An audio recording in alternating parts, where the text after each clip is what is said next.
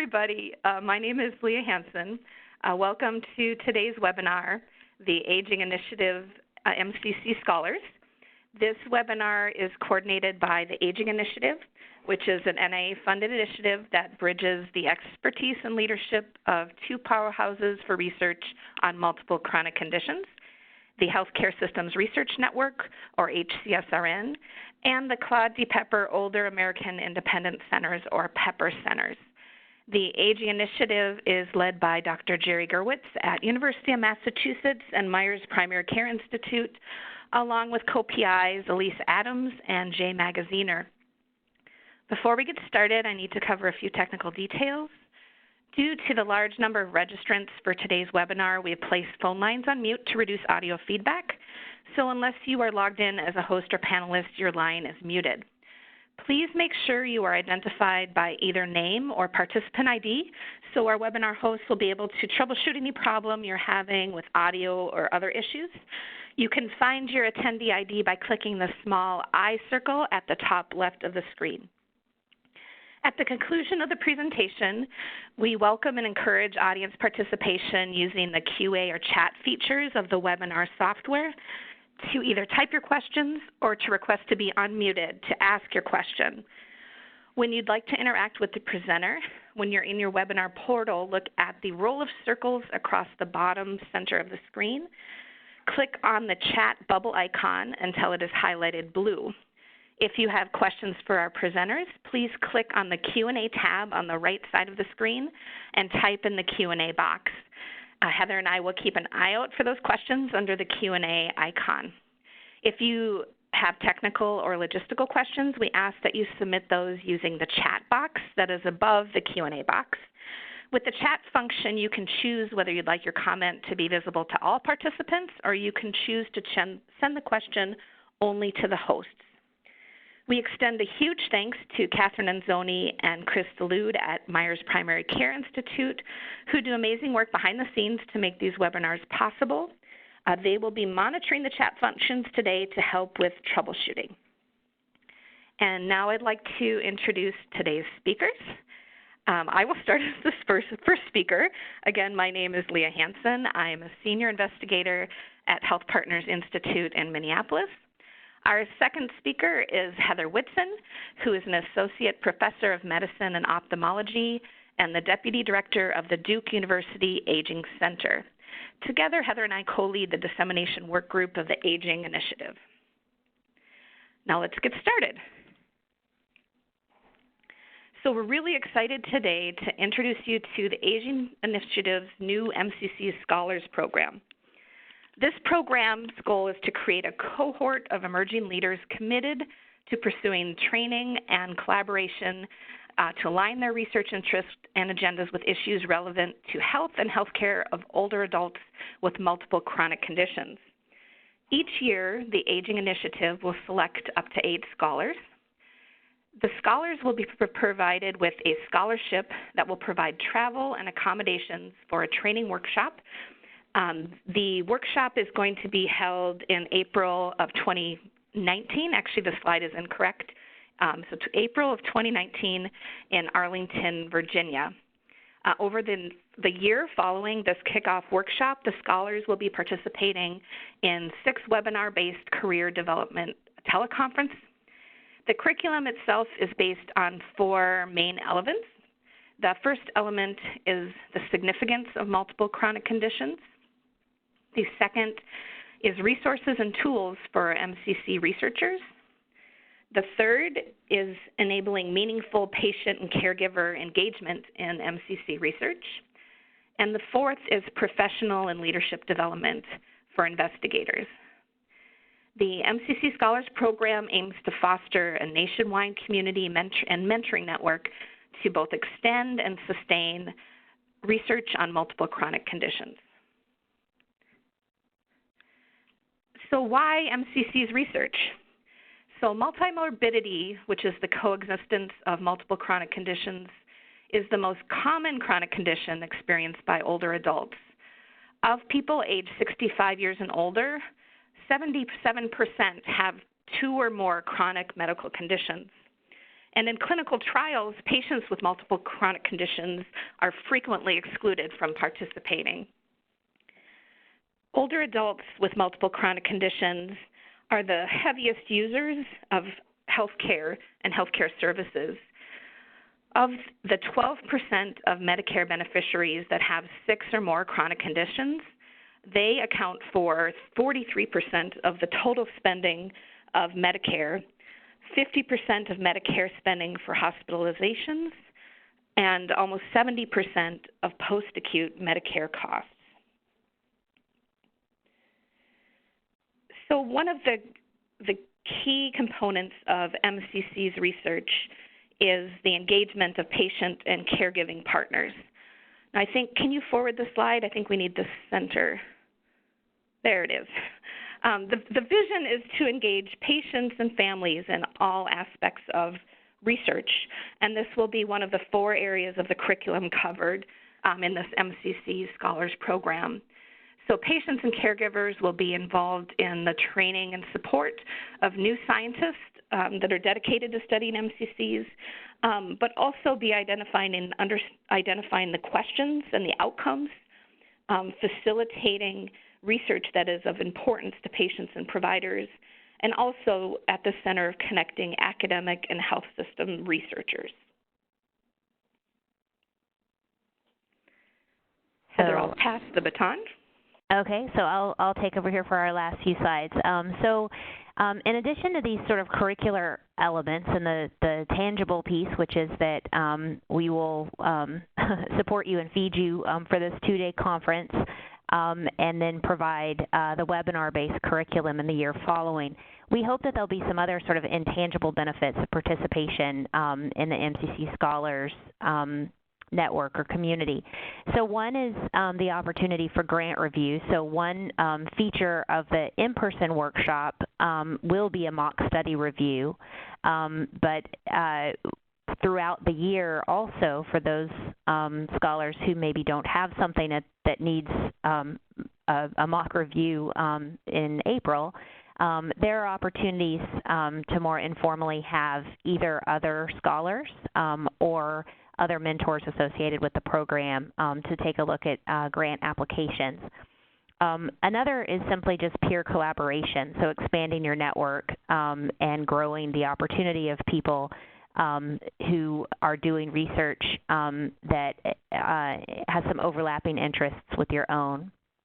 Senior mentorship and the networking opportunities for both of the powerhouses, both the Healthcare Systems Research Network and the Older American Independence Network, which is based in several university settings. And I'll also, again, stress here that you don't have to have an affiliation with either one of these networks or entities in order to be considered as an MCC scholar. So whether you're affiliated with one or either or neither, it's okay with us. And then in addition, the meeting that happens in April is quite on purpose placed in the DC area so that we can engage participation from NIA representatives who support this program. And it's a great opportunity to get to meet and interface with NIA representatives about your own research interests. And then, as was mentioned, the exposure to these 2 systems, the Healthcare Systems Research Network and the Older American Independence Centers. So who should apply? So we are looking for people that have an MD, PhD, or equivalent degree in any of the allied health professions, and have shown evidence of commitment to research in a field that is relevant to MCCs. And notice there that we don't necessarily say that you have to already have published in the area or done research in multiple chronic conditions or aging, but that you're in a field relevant to it. So if you're in a field where most of the patient population has multiple chronic conditions, then you're in a field relevant to it, even if this is not you haven't viewed your research yet through the lens of multiple chronic conditions. That's really what this is all about. Preference will be given to applicants who have not yet attained independent funding and who are pre-tenure. So we're looking for sort of early stage investigators, junior investigators up to sort of early mid career investigators. We do ask that you must attend that inpatient workshop and commit to participate in 6 of the webinars over the next year.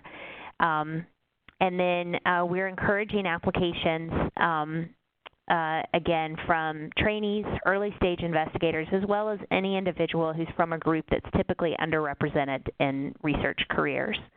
Because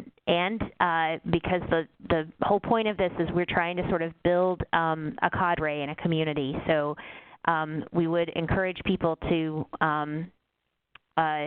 participate who are interested in collaboration, interested in expanding their network.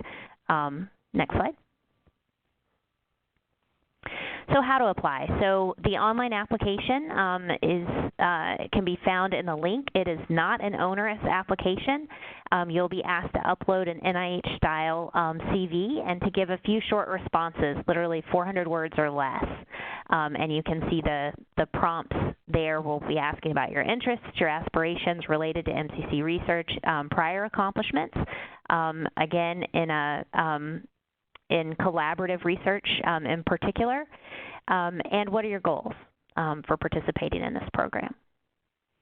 The applications will be due November 30th, and we will notify scholars by the end of January. And as mentioned, the workshop will be held in the DC area April 24th and 25th. It is in conjunction, for those of you who may be affiliated already with Older Americans Independent Centers, or PEPPER Centers as they're usually called. The PEPPER Centers hold an annual meeting, and this meeting is sort of in conjunction with it. It'll take place the day before it, and also be combined. Portions of it will be combined with the junior scholars who are attending the PEPPER Center meeting. You have a few links provided there, and you can access these later, where you can get more information. Inquiries can be directed to Catherine Anzoni. And I think, yes, we're ready to open it up to questions and comments. So as was noted, if you would like to ask a question, all the lines are muted because of how many people we had register for this webinar. So if you would like to ask a question, you can raise your hand by clicking the little button on the right side, sort of underneath the participants. You should see a little picture of a hand. And that will let us know that you want to be unmuted. You could also just send us either a chat or a Q&A with your question if you want us just to read it for you, or let us know if you'd like us to unmute you, and we'll be happy to hear questions.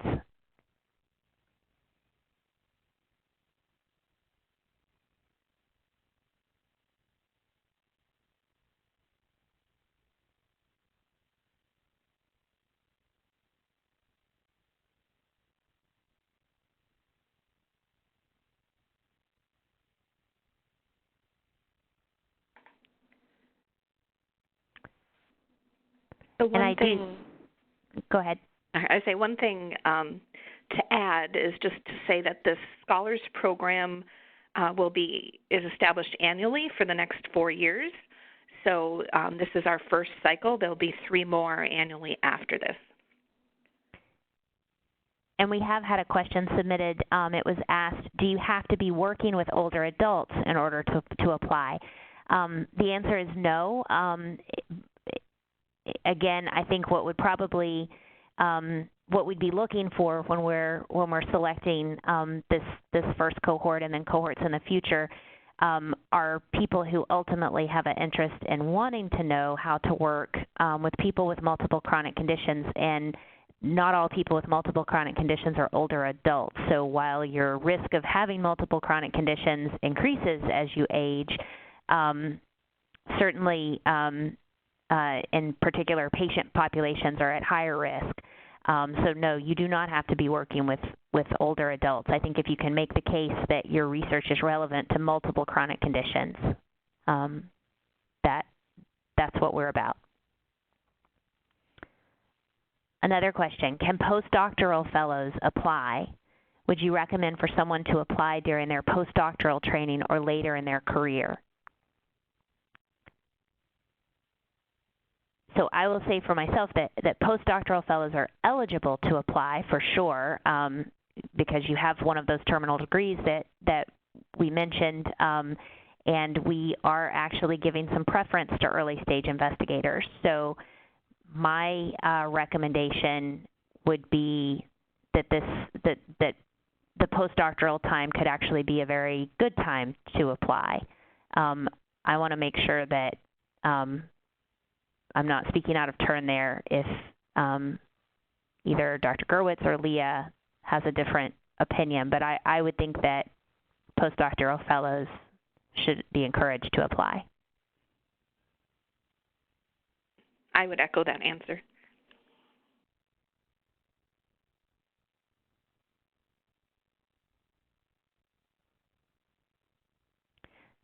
So we have another question about, does the training period only last for 1 year? So that's a great question. The required training period, so again, we do ask that you commit to participate in the webinars for a year, and there'll be 6 spaced over 12 months. But as was mentioned, we're planning to do this again every year for at least 4 years. And so we would love if people have felt that the webinars were beneficial to you. We would say once an MCC scholar, always an MCC scholar, and you would always be invited to continue to participate.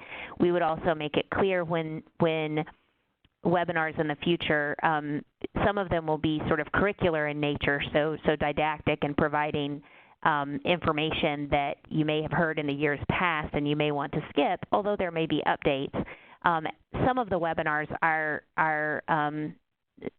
anticipation is that some of them will be more career development or leadership development focused, and those activities would be the kind of thing that you very well may want to participate in future years.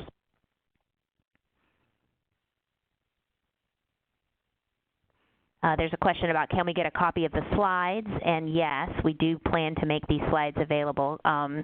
Catherine, do you want to give information about how these slides will be available? Sure. So the slides will be posted on our website, which I think is on the previous slide there, or people can reach out to me via email, and I'd be happy to send a PDF of the slides. There's also a question about, our clinical experiences in medical settings required? No. We're looking for people doing any variety of research that could be applicable to people with multiple chronic conditions, and you do not have to have had clinical experiences.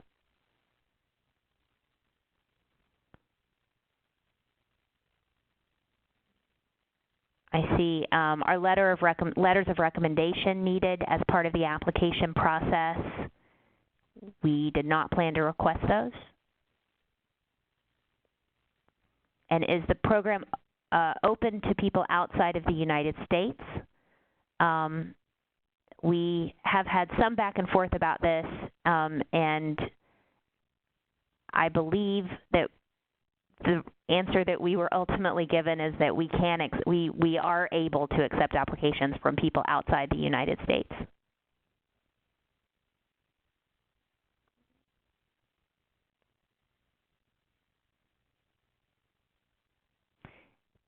Here's a question about, what is the anticipated outcome from the training period? Is it submitting a research proposal? So that's actually a great question of what would be the ideal thing. So for people who participate, expect that once a year, probably roughly a month or two before our progress reports are due, we will start sending you questionnaires about what you got out of this training program and what you've gotten out of participation. And from that, we'll be looking for both tangible and intangible responses. So I would say that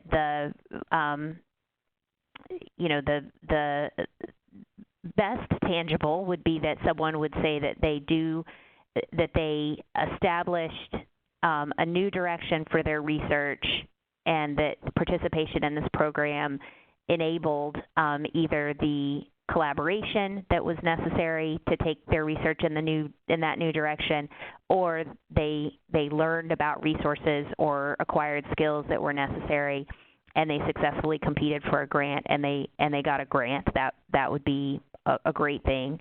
We'll also be delighted to hear about people who may feel that a publication or analysis was undertaken because of their participation, and it resulted in publications or papers. So those I'd say would be the two tangibles, but I think that other things that are likely to come out of this that we'll be probing for are new collaborators, potentially even things such as letter writers or people who are able to help support your applications for promotion for those who are in academia, and also specifics on how something that you learned about, a skill or a technique or a resource enabled something in your research. I'll ask if anyone else has other thoughts about that one.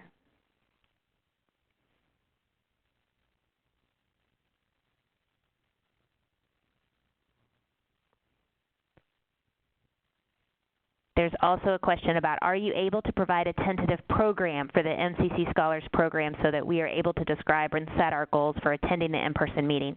Yes, we do have a draft agenda. It's pieces of it are locked in. Some are still floating a little bit, but I believe that draft agenda, a link to it, will be with the application site. Catherine can maybe confirm that, but that was our plan. I will just stress that it is still in draft form, so minor changes may occur to it, but major changes are not going to occur to it. And it really does sort of try to touch on the 4 key curricular elements that this MCC Scholars Program has been built around. So it's sort of the why MCC research, how to do MCC research, in particular patient and caregiver engagement throughout the research process, and then career and leadership development. I see, will the travel to the in-person meeting be covered, or will the applicant be responsible for travel and lodging? We will cover the travel and lodging. I see a question about any particular area of medicine that would be prioritized, cardiovascular, cancer, mental health. The answer is that all of the above are encouraged, and there is no particular area of medicine that I think is prioritized in our mind above the others, except for the theme of multiple chronic conditions. I think the case to be made is that understanding how to incorporate multiple chronic conditions into your research is the key thing. So again, if you're somebody who studies heart failure, and obviously many heart failure patients have multiple chronic conditions in addition to that index condition that you're interested in, what we're hoping to equip you with is the information that you need to be able to recruit and retain these patients, the information, or a representative population of your patients. We're also hoping to give you tools that you need to measure multimorbidity burden and track that in your population, and we're hoping to give you the tools that you need to be able to develop outcomes and questions that matter most to the population of patients who live not just with that index disease, but with a cluster of multiple chronic conditions. But the index disease could be any, Or you could be someone who doesn't have an index disease, who studies multiple chronic conditions or patient complexity in general.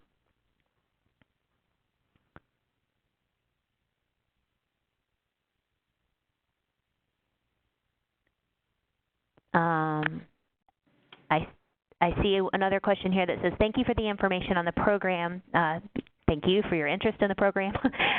It says, you mentioned that scholars will kick off in person and then participate in the webinars throughout the year. I assume that the mock study session will occur at the end. Is that the main output of the program along with the networking? So the mock study section is something that will occur at the in-person meeting. I wouldn't necessarily say that it's the only main output. As I said before, what we hope is that this would stimulate tangibles, including proposals, funded grants, as well as publications, but also the intangibles of perhaps just shaping and informing questions that may have been in development for your research anyway, but trying to shape that research in a way that's more relevant to people with multiple chronic conditions. I see a question that asks, what is the deadline for application submission? There's 2 different dates listed on the FAQ sheet. So just a heads up that the funding announcement does contain a link for frequently asked questions, and that date was incorrect. Again, the correct date for the deadline is November 30th, and we've updated that. There is also a question that asks, is there funding for research offered through this program other than the travel stipend? So the easiest answer to that is no. The slightly more nuanced answer to that is that there are funding opportunities for research that are frequently offered through the Aging Initiative, which is this program which is led by Jerry Gerwitz and others. What we imagine is that our MCC scholars would be well positioned to compete for those funding opportunities when they come available. I see a question, will there be pairing with senior mentors? And that is indeed a main component of the program, is linking you to someone senior in your area with experience in multiple chronic conditions. And another great opportunity is the linkage across the two organizations. So if you're at a Pepper Center, being able to have a connection to a senior mentor, perhaps within the HCSRN in a healthcare system, could be advantageous, and vice versa. Linking across the 2 systems really is where there's a lot of strength in this program.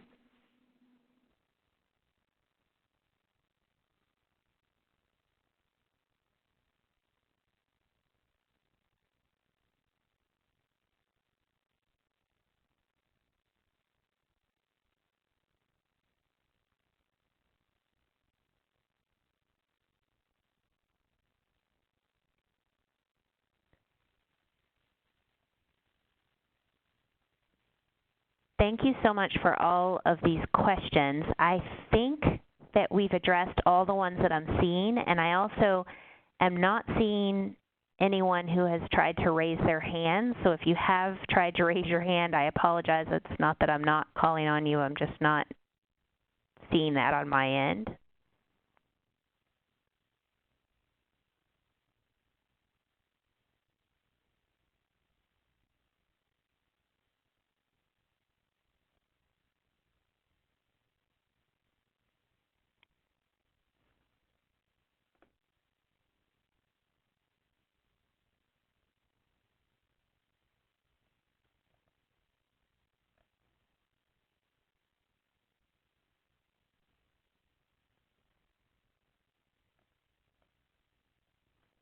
So I'm just going to give another minute or so for anyone who may have a question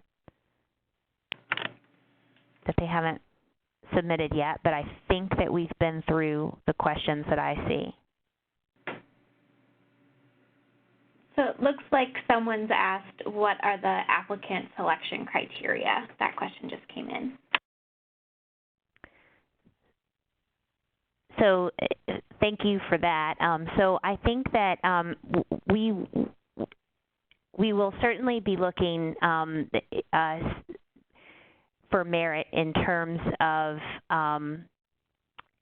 a track record that demonstrates interest and productivity for level of training in some sort of field of research that is relevant to multiple chronic conditions. And again, I want to stress that it's not necessarily that you've already published on multiple chronic conditions, but that you can demonstrate commitment and productivity relevant to your level of training and relevant to multiple chronic conditions. I think another thing we'll be looking for is a convincing case of how you would incorporate this training about multiple chronic conditions research to sort of further your own research aspirations so that it aligns with where you see yourself going and how you see your research developing over the next few years. The other thing that we will be taking into consideration, and I say this in part because my strong suspicion is that we will get far more meritorious applications than we're able to take in the first year, since we are only taking 8 scholars. So there will be some thought given to creating a balanced cohort, sort of balanced both on geography as well as disciplines and content areas of the scholars' research, so that scholars are sort of complementary to each other. And then also factors such as diversity and increasing individuals often underrepresented in clinical research. Leah, Jerry, did I miss anything there? I think you did a great job, and I think looking at the link to the tentative agenda will help in really being able to describe how your research could be enhanced by joining with the expertise within the Aging Initiative. Be a key component.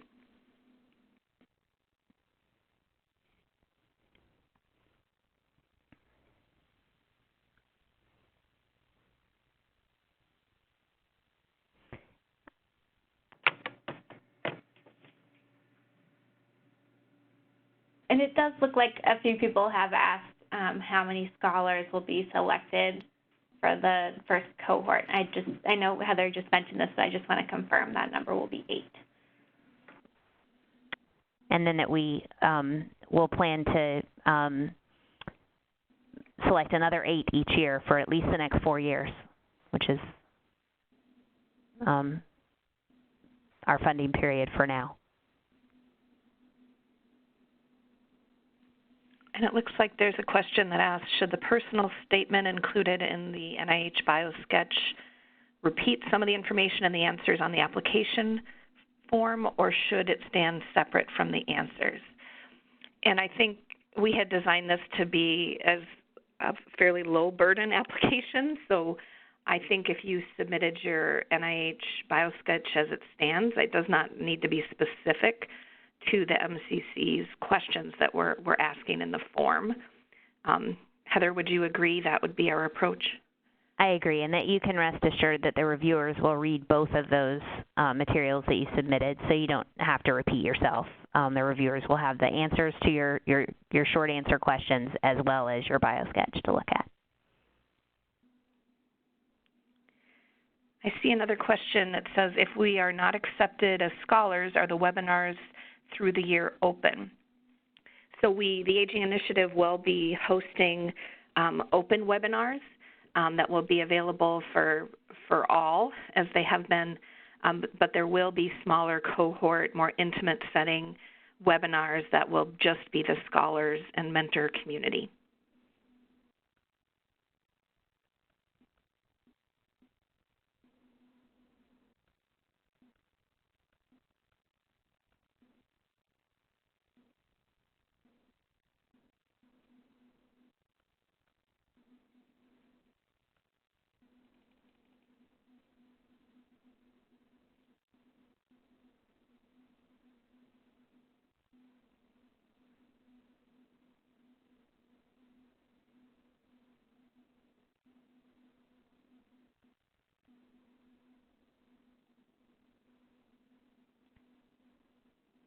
So I'm going to give us just another minute or so. I also see the question about will we be provided feedback on our application? That's an interesting question. That is an interesting question. We had not really talked about it one way or the other, but I think we could certainly take, I take from the question that feedback would be appreciated. So I think we can, if assuming that we can coordinate that and that's feasible to do, I would certainly be happy to try to provide feedback or thoughts. And I think if you are an applicant and you receive the decision, if you would like to request that feedback, I don't know how many applicants we'll receive. I don't know if it's feasible for us to do that for everyone, but if that's something that we would encourage you to request if you would like it. And we'll do our best. Yeah. Especially since we are hoping that people would consider applying again in years in the future, and keeping in mind that if you're not selected this year, it may not in any way be a reflection on the merit or the relevance of your work, and simply just our attempt to sort of balance our cadre of 8 people.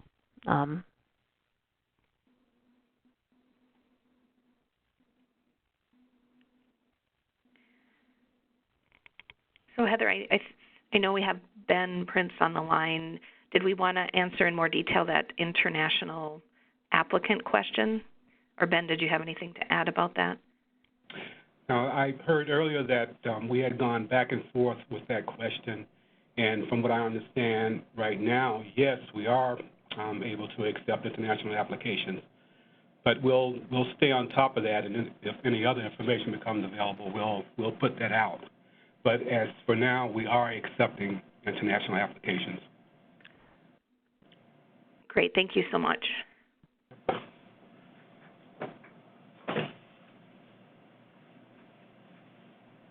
And Jerry, I know you're on the line. Did you have anything you wanted to add potentially about future funding opportunities or research projects?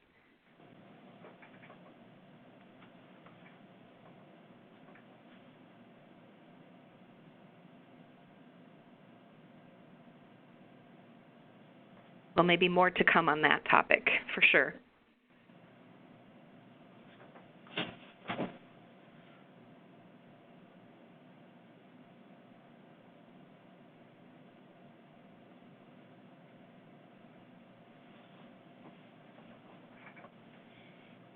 And once again, I'll say if for some reason we missed your question or missed your raised hand, I apologize, and please do feel free to continue to submit questions, or if we tried to answer your question and you're still not sure or would like more information, please don't be shy about reaching out.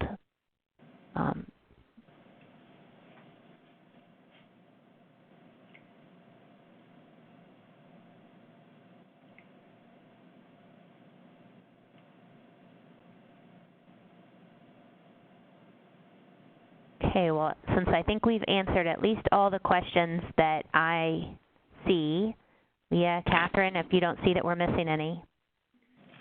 I don't see any more from my end.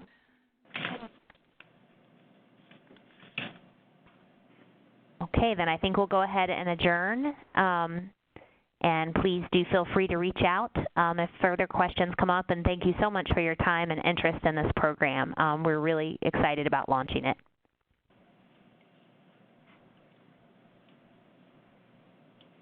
Thank you, everyone. Have a great day.